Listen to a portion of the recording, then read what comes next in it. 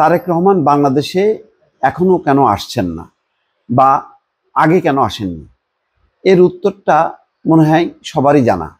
সেটা হচ্ছে নিরাপত্তা। নিরাপত্তা ঝুঁকির বিবেচনায় তিনি আসছেন না। এই নিরাপত্তাটা কিভাবে? এই নিরাপত্তাটা আভ্যন্তরীণভাবে, এই নিরাপত্তাটা আন্তর্জাতিকভাবে।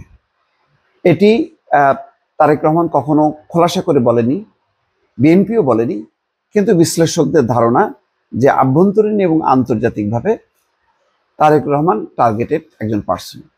নানা কারণে তার রাজনৈতিক জীবনের একটি লম্বা অধ্যায় আছে। সেই অধ্যায়ে আভ্যন্তরীণভাবে কেউ কেউ ক্ষুব্ধ আছেন। তারা মনে করেন যে তারেক রহমান আসলে তারা তাদের মানে একটি পরিস্থিতি তৈরি হবে যেখানে তারা নিরাপদ না, রাজনৈতিক ঝুঁকি আছে। তারেক রহমান যেহেতু একজন শুধু ব্যক্তি নন, একজন প্রতিষ্ঠান, সুতরাং তারেক রহমান যদি নিশ্চিহ্ন হয়ে যায় তাহলে রাজনৈতিক ফায়দা তুলবে অন্যরা। এটা মোটামুটি সবাই জানে যে বিএনপির যেহেতু বেগম খালেদা জি অনেক দিন থেকে অসুস্থ, সুতরাং বিএনপির প্রধান কাণ্ডারি হচ্ছে তারেক রহমান।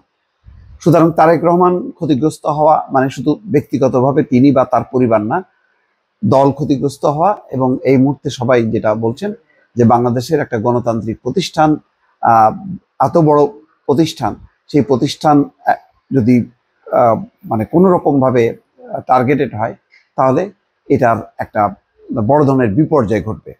সব মিলায়ে তারেক রহমানের একটা নিরাপত্তা ঝুঁকি আছে।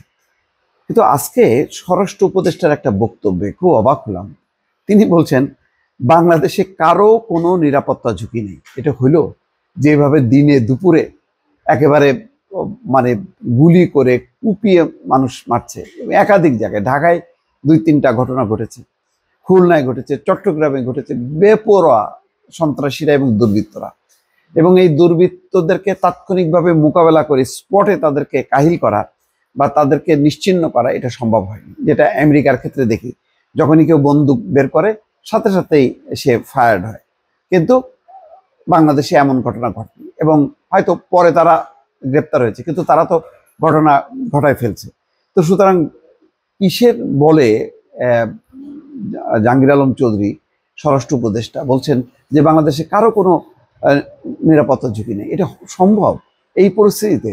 পুলিশের যে এলোমেলো অবস্থা সবাই জানে, এটা প্রতিষ্ঠিত। পরিসংখ্যান আসছে যে রাজধানীতে গত 1 বছরে কি পরিমাণ মারা গেছে, এবং সারা দেশের একটা পরিসংখ্যানই বলছে যে কোনোভাবেই বাংলাদেশের নিরাপত্তা মজবুত না, এবং এটা নির্ভর করার মতন না।